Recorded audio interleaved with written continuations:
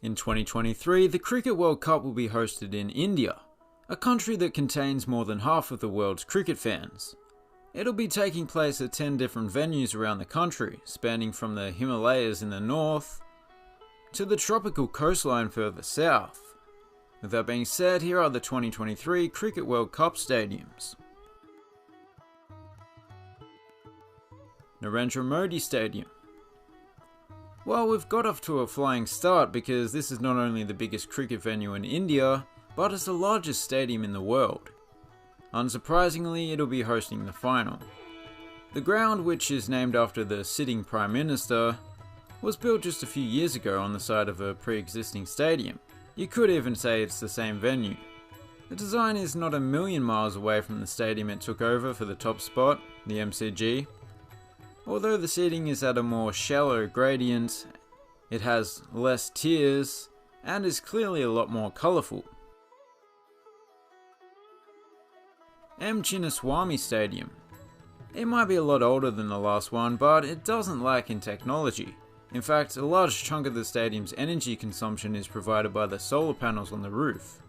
I suppose that's not that surprising given that Bengaluru is known as the technology capital of India. The last time India hosted the 50 over World Cup in 2011, this ground hosted a famous match where the Irish beat the English. Ireland sadly won't be at this year's tournament, but let's hope the Netherlands can swap their Dutch courage for the luck of the Irish. Anyway, if I had to point out a negative, it'll be the vast amount of pillars that are causing some obstructed views, but I do like this ground overall. M.A. Chidambaram Stadium. Speaking of hosting famous matches, this was the site of the tied test between Australia and India in 1986. Yep, they had to wear ties for some reason. Very odd. Due to a major renovation prior to that 2011 World Cup, this stadium looks completely different from when it did back in the days of the tied test.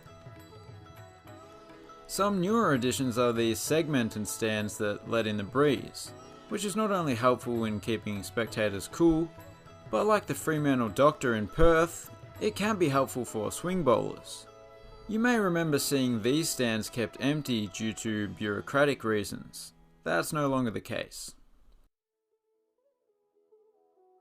Arun Jaitley Cricket Stadium. Speaking of uniquely designed stands, this old ground has one of the more dramatic examples of one. I remember the first time I saw that back in the day. I was thinking, what on earth is that? They repurposed a parking garage or something? But it actually looks pretty cool, and provides a lot of surface area for advertisers.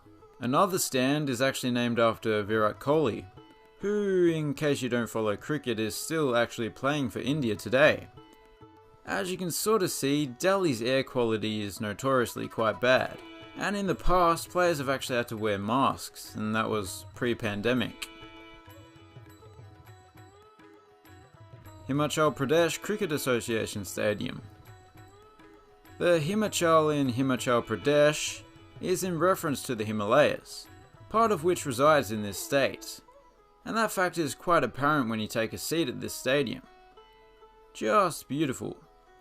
What is almost equally as beautiful but lacking in the same grandiosity is the architecture throughout the stadium, which is reflective of the architecture throughout the region.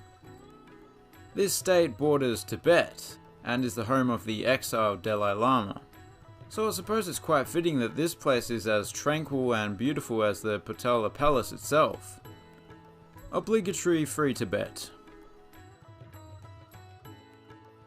Rajiv Gandhi Stadium. No, it's not that Gandhi, it's named after yet another Prime Minister. Spoiler alert, there's more to come, so you can look forward to that. He has quite a few stadiums named after him, because to have just one stadium named after you would be pretty pathetic. You have to have at least 3 named after you to be a real baller. Anyway, this ground is quite highly regarded, not necessarily for its spectator amenities, but for the ground and the pitch itself. It's high scoring and makes for attractive cricket.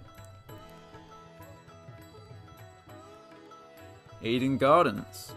Having opened in 1864, this is the oldest stadium in India. It might even be the oldest in Asia. For a long time it was also the largest cricket stadium in the country, but of course Ahmedabad has since bested it. But don't feel too bad for Kolkata, they still have the largest football stadium, and this ground is still regarded as the home of cricket in India. Just like the home of cricket in England, there's a large bell that rings out at the start of the day's play. But the Lord's atmosphere doesn't even come close to Eden Gardens. Unsurprising given the capacity difference. BRSABV Ekana Cricket Stadium. Well, the full name is actually Bharat Ratna Shri Atal Bihari Vajpayee Ekana Cricket Stadium. They had to shorten it because only pearl divers have the lung capacity to say it in one breath. In some ways this stadium is just like Narendra Modi Stadium, minus the upper deck, and obviously a different colour scheme. But the design is a little more complex than it seems. Materials like marble, terracotta and red sandstone have been used throughout the stadium, which is a nod to the local architecture of Lucknow. Ooh, Lucknow! That sounds like a good name for a casino. Wankhede Stadium. This ground is considered to be Mumbai's main cricket stadium, which is interesting, because it's neither the biggest cricket stadium in the city or the most historic. But it is probably the best, to be fair. Although it was pretty basic for most of its existence, once more it was redeveloped prior to the 2011 World Cup, where it hosted the final. India beat Sri Lanka, by the way. The stadium's design is characterised by a steep seating, which is necessary given the lack of land available, but it's also ideal in my opinion, as it puts spectators right on top of the field and makes up for its slightly smaller capacity by making it that little bit more intimidating. MCA Stadium. Most of the capacity here is coming from the symmetrical uncovered lower seating bowl. However, the southern end breaks up the monotony by not only having an upper deck but a roof as well. Speaking of which, the roof consists of dozens of PVC fabric sunshades, rather than a solid watertight roof. That's no big deal, I mean, if it's raining heavily the players would have come off the field anyway. And this design allows for plenty of airflow. The stadium is actually yet to be fully completed. It will eventually have a capacity of 57,000.